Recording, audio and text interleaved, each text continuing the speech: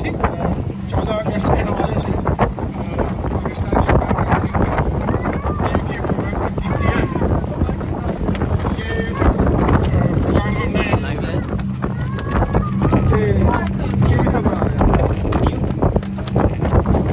ये प्रोग्राम थोड़ा सा मुनफरिद नौइयत का है क्योंकि ये रूस में प्रोग्राम कराया गया और माशाल्लाह कम्युनिटी के बहुत सारे खालिस्तान तहरीक के लोग यहाँ मौजूद हैं। अमरजीत सिंह साहब सारी को एडवांस मुबारक हो 14 अगस्त के बारे में। इंशाल्लाह फिर आपसे बात करेंगे। शुक्रिया।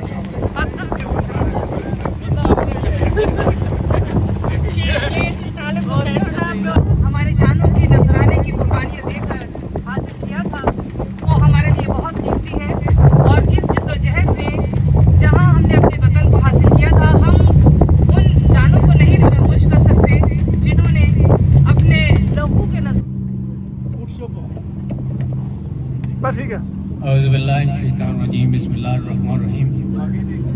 सबसे पहले राजा रज़ाक साहब और पाकिस्तान अमेरिकन थिंक टैंक है जो ये इतना जानदार और शानदार प्रोग्राम जो मुनक्कद किया है, खौफनाक भी मुनक्कद किया है, इस पे हम इनका शुक्रिया अदा करते हैं।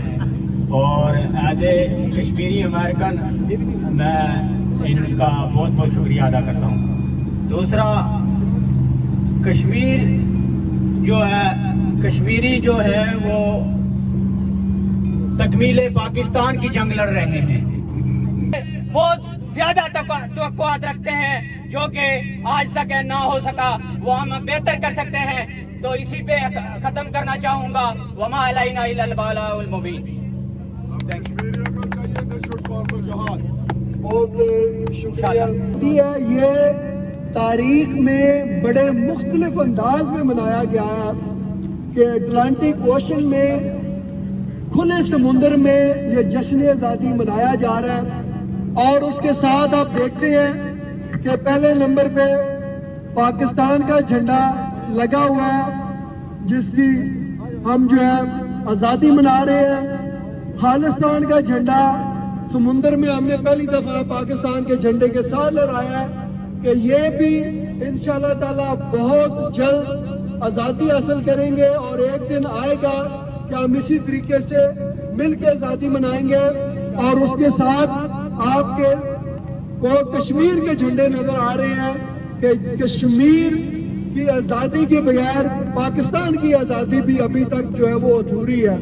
और मैं हमेशा से कहता हूँ कि कश्मीर को अगर आज़ाद करने तो खालिस्तान को उससे भी पहले आज़ाद करना बहुत ज़रूरी है ताकि कश्मीर का ये जो सफ़र है आज़ादी का वो आसान हो सके।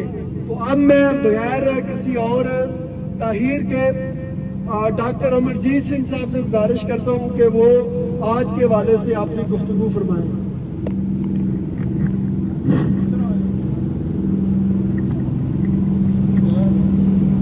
है जान के साथ काम इंसान के लिए है कि जब ये ट्रीटी साइन हुई थी तब क्लाइमेट चेंज नहीं थी, तब एनवायरनमेंट चेंज नहीं थी, तब वाटर टेबल इतना नजदीक नहीं था। अब रीनेगोशिएट किया जाए। मैं ये याद दहानी इसलिए करवा रहा हूँ कि हमें ये देखना है कि अगर 75 साल प्रॉब्लम्स के बावजूद 1971 में करूंगा सरदार इम्तियाज साहब से कि वो आज के हवाले से, जश्न आज़ादी के हवाले से, कश्मीर के हवाले से, खालिस्तान के हवाले से और जो इंडिया का फ्यूचर का नक्शा वो देखते हैं اس پہ جو ہے وہ روشنی ڈالیں. سرکار امتیاز صاحب.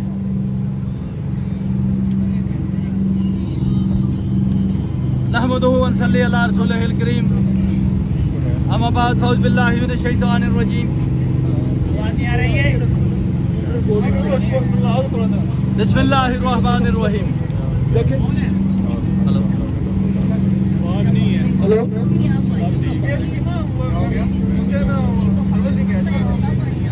مزل صاحب تینوں حضرات السلام علیکم.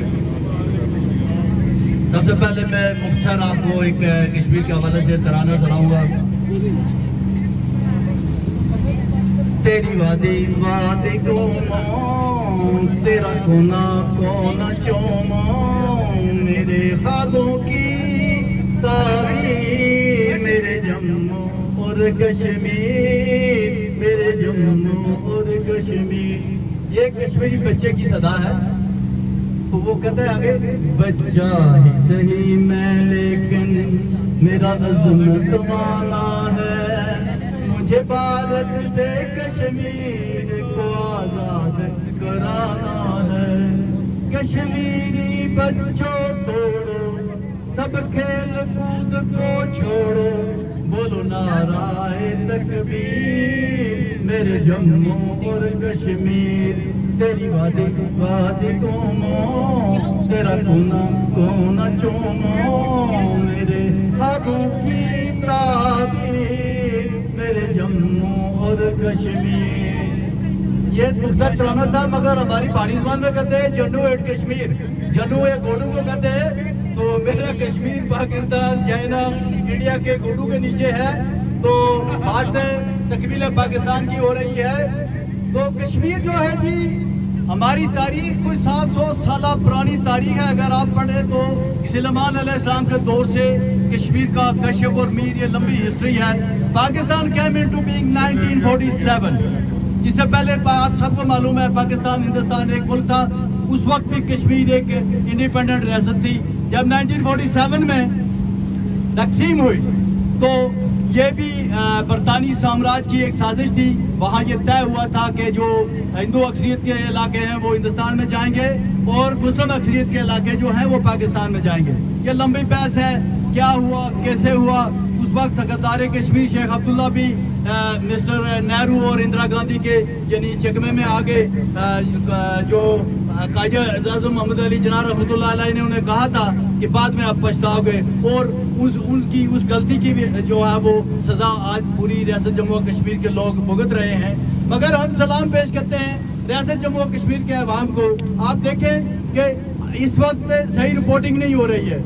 کئی ہزار لوگ جیلوں میں ہیں کئی ہزار اور ان میں بچے بھی شامل ہیں. ابھی میں پرسوں ایک تصویر دیکھ رہا تھا 12 سال کے بعد ایک نوجوان آیا 12 سال کے بعد اور عدالت نے کہا اس نے کوئی جرم نہیں کیا. صبح یعنی میں آپ کو بتاؤں کہ یہاں ایک امریکن رائٹر تھے ولیم ڈبلیو بیکر. میں ان سے ملا ہوں 2002 میں. انہوں نے ایک بک لکھی ہے ویلی آف ڈیتھ موت کی وادی. وہ کہتے ہیں کہ میں وہاں پہ تھا سورا انسٹیٹیوٹ وہاں ایک میڈیکل سینٹر ہے. تو باہر ہندو فوجی جو ہے وہ کیا کہتا ہے ایک بچہ اسکول سے آ رہا ہے تو وہ اسے کہتا ہے میری طرف دیکھو اور وہ سیدھا اس کو گولی مارتا ہے. اور یہ سلسلہ ہنوز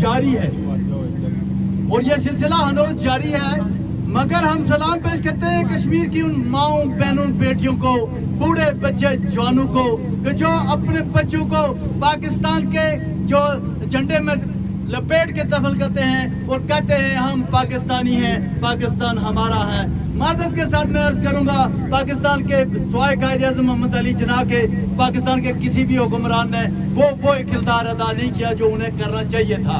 میں کسی سیاسی جماعت کے حوالے سے بات کروں گا ساتھی ناراض ہوں گے. مجموعی طور پر جو ہے وہ اچھا نہیں ہوا ہمارے ساتھ.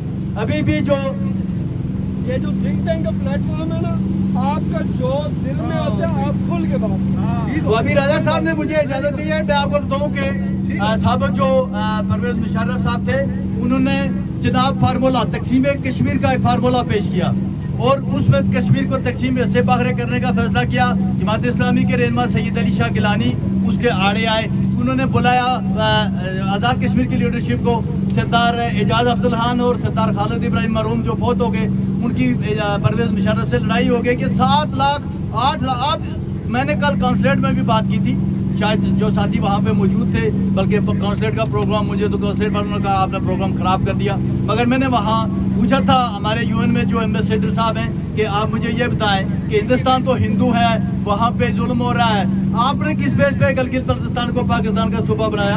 आप क्यों नहीं हमें आप ये एक यूनिवर्सल ट्रूथ है कि आज़ाद कश्मीर और गिलगित बल्तिस्तान कहीं नहीं जा सकते। पूरे रियासत के लोग जो हैं वो पाकिस्तान से अलग जाते हैं। मगर हम थिंक टैंक के फोरम से ये पैगाम देते हैं उन इदारों को भी, हुक्मरानों को भी, कि कश्मीर शोदा का खून 7 लाख से ज़ायद शोदा। मैंने कल बयान किया था कि हमारे एक बुजुर्ग थे जिनको रईस उल अहरार कहते हैं, चौधरी गुलाम अब्बास, उन्होंने 1947 में उनकी बहन और बेटी को हिंदू गुंडे उठा के ले गए, जो बाद में वापस नहीं मिली। सरदार गुलाम मुस्तफा एक थे, उनकी यानी बहन को वो ले गए। इस तरह के बहुत सारे वाक़यात हैं कि कश्मीरियों ने पाकिस्तान की तकमील की जंग लड़ी।